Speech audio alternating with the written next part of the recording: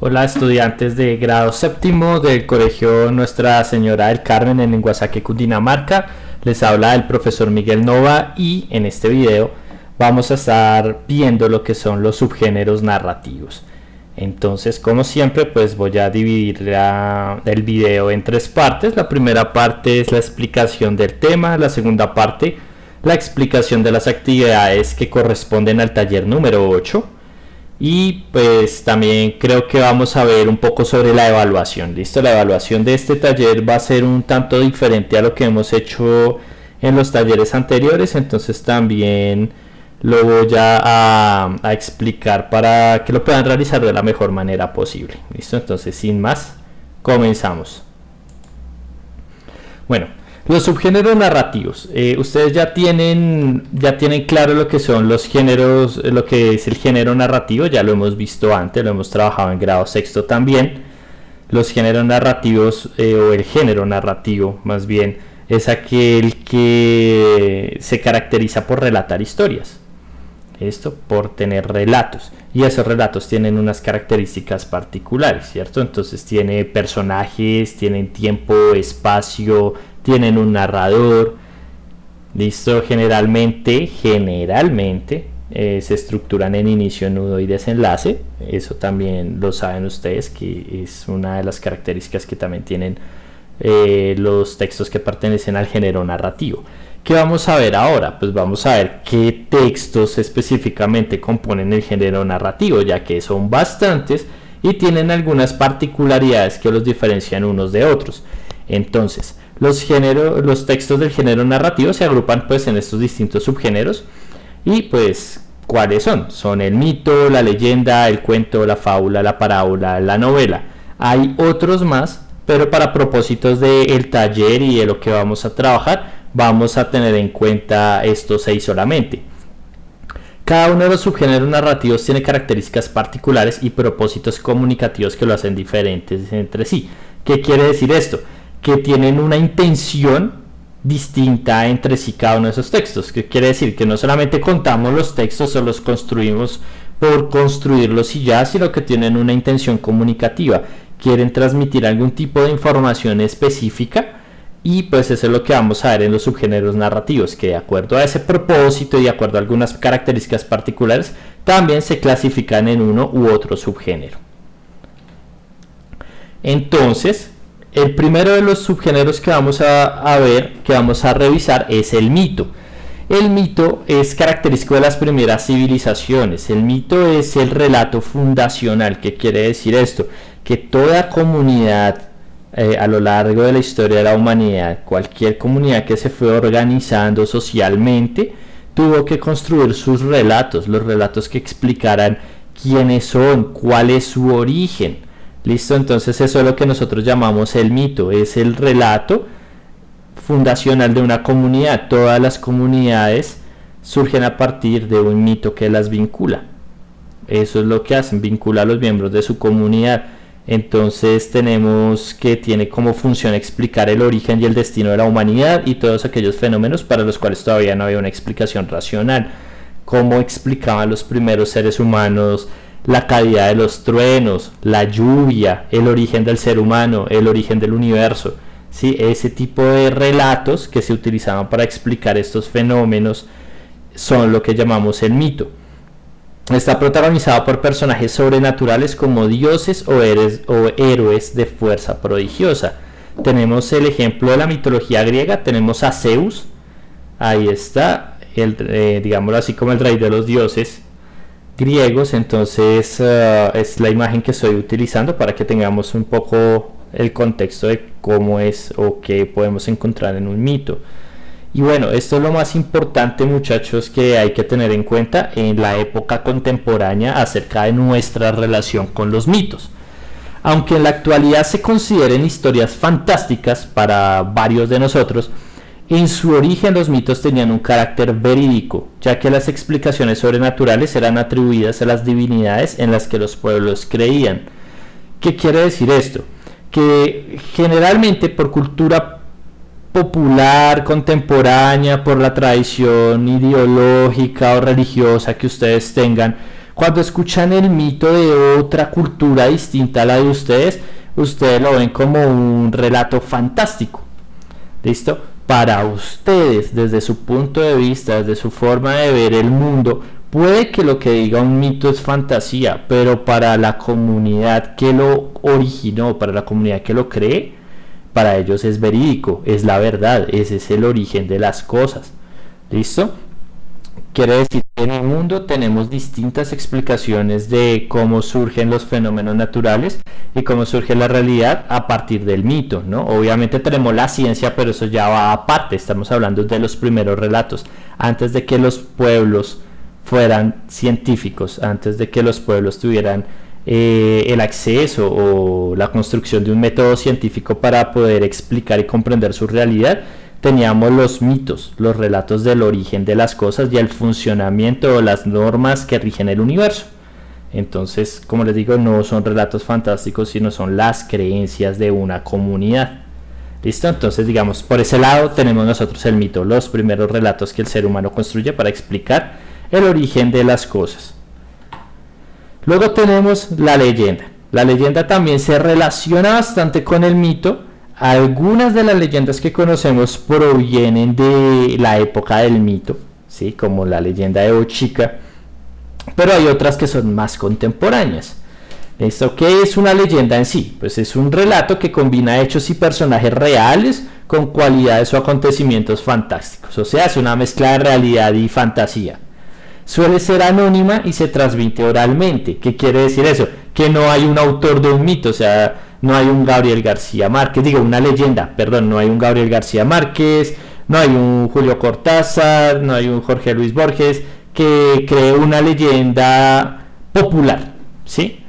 Quiere decir que son anónimas. Por ejemplo, ¿quién es el autor de La Pata Sola? ¿Quién es el autor de La Llorona? ¿Quién es el autor del Hombre Caimán? No lo hay, es anónimo, simplemente es una tradición. Alguien creó la historia y lo transmitió a otra persona y se transmitió de persona a persona, de pueblo en pueblo y se perdió el origen como tal. No hay un creador, no hay un nombre de un autor de estas leyendas. A diferencia del cuento, la leyenda se desarrolla en un lugar y en un tiempo precisos y reales. ¿Qué quiere decir? Que los mitos, por ejemplo, o los cuentos a veces nos dicen hace mucho tiempo en un lugar muy lejano, ¿sí? O al inicio de los tiempos, en el origen de las cosas.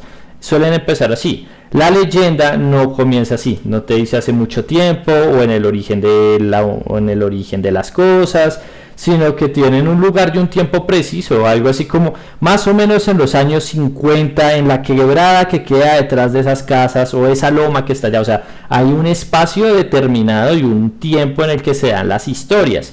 Estos se presentan como verdaderas, o sea, nosotros no nos dicen es que la Llorona es de ciencia ficción, siempre hay alguien que dice que la vio. O con la cuestión de las brujas, ¿cierto? Siempre dicen que las brujas las ven, que las brujas se roban los niños, que no sé qué. Ay, es que ese niño se desapareció, eso fijo fue una bruja, cosas así. ¿Listo? Entonces las leyendas siempre se basan en cosas reales. ¿Listo? Tienen una base histórica. Algo que sucedió, algo que puede verse, entonces no se descartan como algo fantástico, sino mire que tal cosa pasó, mire que si ese niño se perdió fue porque la Llorona se lo llevó, ¿sí? Ese tipo de cosas siempre se basan en alguna situación real. Entonces comparten con el mito el hecho de intentar explicar costumbres, sentimientos y maneras de entender la vida de determinadas culturas en un momento concreto y de presentar a menudo personajes cuya existencia no había sido probada.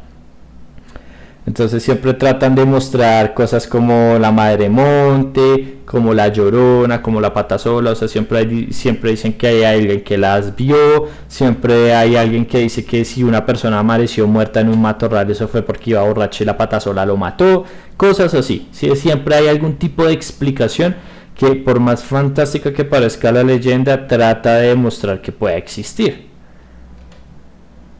Ahora vamos con el cuento. ¿Qué es un cuento? Pues básicamente es el texto, digamos, narrativo estándar, el texto narrativo más común, más utilizado, el que presenta todas las características de la narración y se caracteriza también por su brevedad, porque es muy corto. Un cuento generalmente, si lo ponemos en páginas, no tiene más de 20 o 30 páginas. Es un relato corto, tiene pocos personajes, tiene un argumento, o sea, la historia básicamente se trata de una sola cosa, es un solo aspecto, sigue la historia tal vez de un solo personaje y ya, y siempre va a tener un desenlace bastante llamativo. De esos cuentos pues tenemos dos clases, que son los cuentos populares, que son aquellos que son de autor desconocido, nuevamente como las leyendas. Son historias muy antiguas que se comparten de persona a persona y llegan a nosotros porque alguien lo conoció o alguna persona lo pudo escribir, pero no se sabe realmente quién fue el autor. Y tenemos los cuentos literarios, que son aquellos que son publicados de grandes autores, de autores que tienen la posibilidad de publicarlo, de escribir los textos y decir yo soy el autor, yo soy el creador, y todos lo podemos reconocer de esa manera. ¿Listo? Esas son, digamos, las características del cuento. Lo que sabemos, narrador, generalmente el narrador de un cuento es tercera persona, generalmente, no quiere decir que siempre sea así, pero generalmente, por lo menos en los cuentos populares, siempre es un narrador en tercera persona, tiene pocos personajes, tiene un espacio y un contexto determinado y suele ser corto. Ahora vamos a pasar a la fábula, también un texto bastante popular entre ustedes. Pues es una narración breve. ¿Qué quiere decir breve? Cortica, no más de una hoja y media de extensión. Una fábula es algo bastante corto, bastante sencillo. Se suele dar en prosa o en verso y tiene como propósito entregar una enseñanza o moraleja. Por lo general se utilizan animales con actitudes humanas para recrear las situaciones de las fábulas. Generalmente las fábulas tienen como personajes protagónicos a los animales. Se utiliza un recurso narrativo que se llama personificación, que es darle características o atributos humanos a los animales. Eso es lo que hacemos, ¿listo? Entonces, eso es una fábula, ustedes las conocen desde primaria y es importante que lo tengamos en cuenta como un texto narrativo. Ahora vamos a una que podría estar relacionada, aunque es más antigua, que es la parábola. ¿Listo? Entonces, una parábola es similar a una fábula.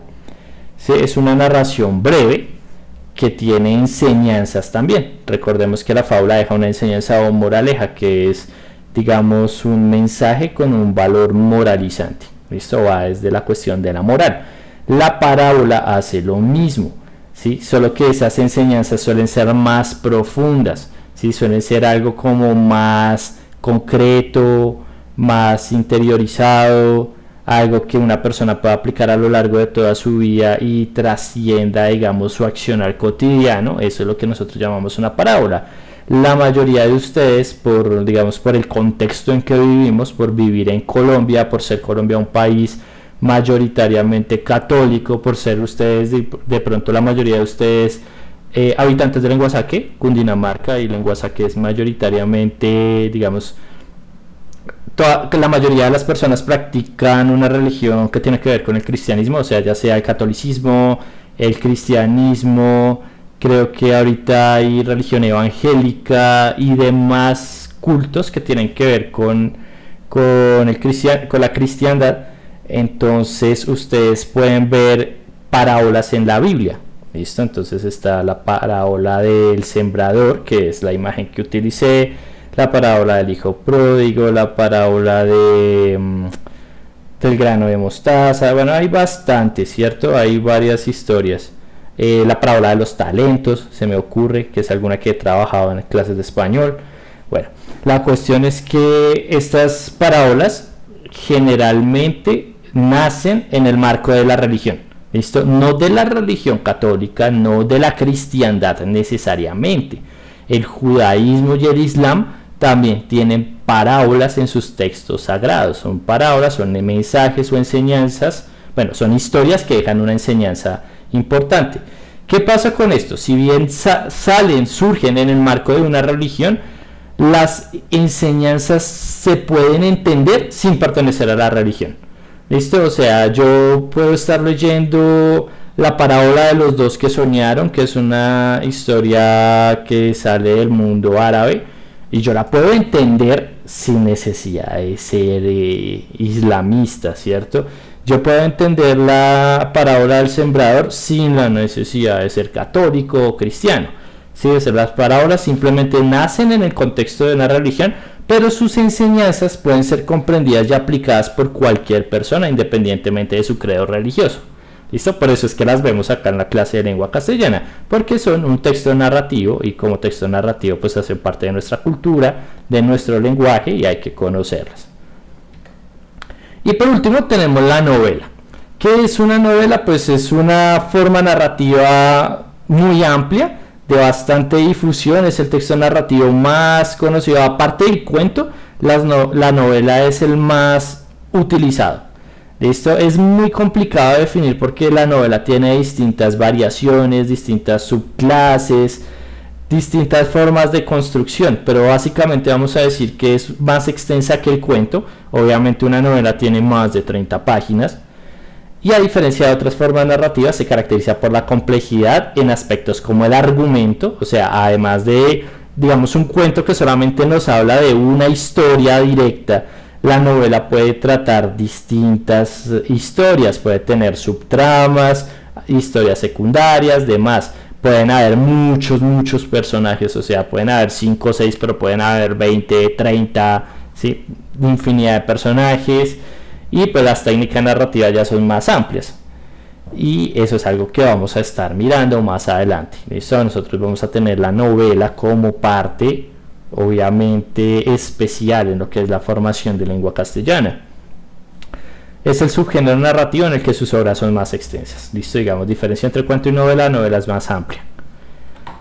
Y bueno, esa es, digamos, la explicación teórica. Obviamente me gustaría leer un ejemplo de cada texto, pues para que quede claro cuál es y demás.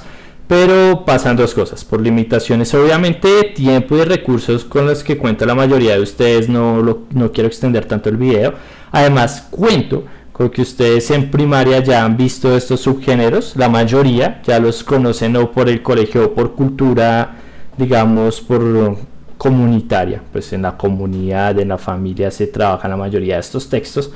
Sin embargo, no quiere decir que no los vamos a leer. Obviamente sería una tontería trabajar una clase de literatura sin mirar textos literarios. ¿Listo? Entonces es por eso que en sus guías, las guías que son compartidas a ustedes de manera digital o de manera física que reclaman en la fotocopiadora, hay distintos textos. ¿Listo? Hay ejemplos de estos textos. ¿Y qué vamos a hacer? Pues obviamente recurriendo a que también en el año anterior vimos la mayoría de estos textos, los hemos visto durante primaria y yo estoy haciendo el repaso general. Vamos a profundizar un poco sobre esto. En su guía hay unos textos y en eso consiste la actividad que van a hacer. La actividad que ustedes van a hacer es solamente solamente es un punto. Pero dependiendo de cómo lo respondan ustedes, yo puedo calificar de 1 a 5. ¿Listo? Ya les voy a explicar cómo se hace la actividad, obviamente en qué consiste, cómo se hace y cómo la voy a calificar. Entonces la actividad dice: lee los siguientes relatos, cada uno representa un subgénero literario visto en el componente teórico. Entonces los textos que ustedes van a leer, que están en sus guías, se llaman Un intento fallido, La vaca y el monje, La comadreja y el espino, Bachue, diosa y maestra de los chibchas, y El Poira o Moán. Estos son los 5 textos que nosotros tenemos ahí, ¿vale? Entonces ustedes van a tomarse su tiempo para leer estos textos, para entenderlos bien, para tratar de identificar esas características, porque con esos textos, con esas lecturas, ustedes van a completar el siguiente cuadro, y esa es la actividad. Dice: a partir de la lectura de los relatos anteriores, completa el siguiente cuadro en tu cuaderno, identificando el subgénero narrativo al que pertenece cada texto y sus características principales. Ten en cuenta el ejemplo. Entonces, ¿qué vemos acá? Este cuadro, tal cual ustedes lo ven ahí, es como está en su guía. Esto entonces dice: subgénero narrativo, novela, mito, leyenda, parábola, fábula y cuento. ¿Listo? Ustedes tienen 5 textos. Y esos 5 textos se corresponden a estos 5 que están acá: mito, leyenda, parábola, fábula y cuento. ¿Cuál es la gracia del ejercicio? Que a partir de las características que hemos visto de cada subgénero narrativo, ustedes ubiquen esas lecturas en ese cuadro. ¿Listo? Para eso yo les coloqué un ejemplo. Obviamente yo no les coloqué novela porque pues ya lo dije, la novela tiene una extensión muy amplia y es imposible para mí colocarles en una guía que tiene como extensión máxima 5 páginas pues un texto de más de 100.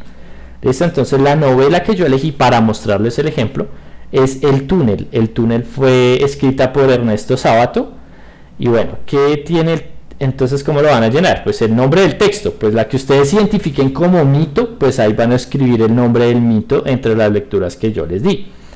Obviamente acá, pues en el ejemplo, la novela es El túnel. Características del subgénero literario presentes en el texto. Pues que vimos a lo largo de esta explicación que les estoy haciendo en este video y lo que está escrito en el taller, que es exactamente lo mismo que estoy diciendo. Pues estamos viendo cuáles son las características. Obviamente las características de la novela, pues que es una historia completa y extensa, que en este caso tiene más de 100 páginas el túnel, y se desarrolla en varios escenarios y presenta muchas situaciones. ¿Listo? Eso es lo que pasa en el túnel. ¿Cuáles son los personajes del túnel? Juan Pablo Castel, María Iribarne, Allende, Hunter, Mimi y la Artiga. Entonces, ¿qué es lo que tienen que colocar ustedes? Pues cuáles son los personajes de cada una de las historias. Listo, el mito se llama tal, listo. Las características del mito que yo veo en ese, pues las colocan ahí. ¿Cuáles son los personajes del mito que yo leí y está en la guía? Pues ahí los anotan. Simplemente es anotar el nombre, no hay que dar características o una descripción, sino simplemente el nombre, así como yo hice con el de la novela. Espacio, el espacio es el lugar en el que se desarrolla la historia. Listo, entonces, por ejemplo, el túnel, como es una novela, se desarrolla en muchos lugares. En este caso, pues el taller de pintura de Juan Pablo Castel, la Plaza San Martín, el edificio de la Compañía T, la Recoleta, otros sitios, ¿listo? Habían calles, había un museo y demás, ¿listo?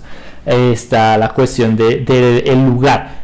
Para los textos que ustedes tienen que ubicar, creo que la mayoría solo tiene un lugar. ¿Listo? La mayoría solamente habla de un lugar, de un espacio. No, la selva, no un bosque, el Tolima, la laguna, ¿sí? Cosas así, solamente es un sitio y pues es el que van a colocar. Temática o enseñanza del texto. Entonces la novela pues obviamente es un poco más compleja y tendrá más. Yo coloqué, por ejemplo, entre las que me llamaron la atención de las temáticas que encontré en la novela, la obsesión que presentó Juan Pablo Castel hacia María Iribarne y la soledad cotidiana en la vida de Castel. ¿Listo? Pues obviamente en el mito, la leyenda, la temática o enseñanza es muy sencilla, es mucho más sencilla que esto. En la parábola y en la fábula, pues solamente es anotar la enseñanza o moraleja que dejan estas historias. Y ya, eso es. Que es importante que traten de no hacerlo en ese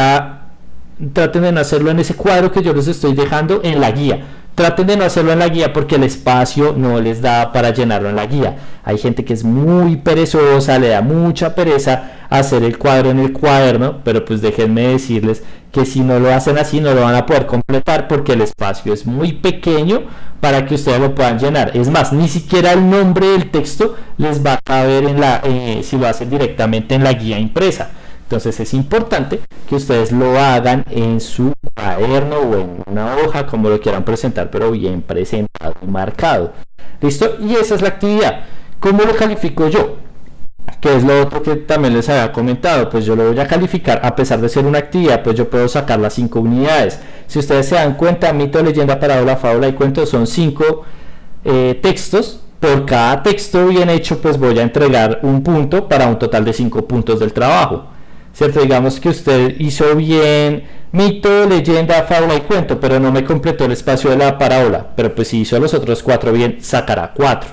Si hizo solo 3 bien, sacará 3 y así.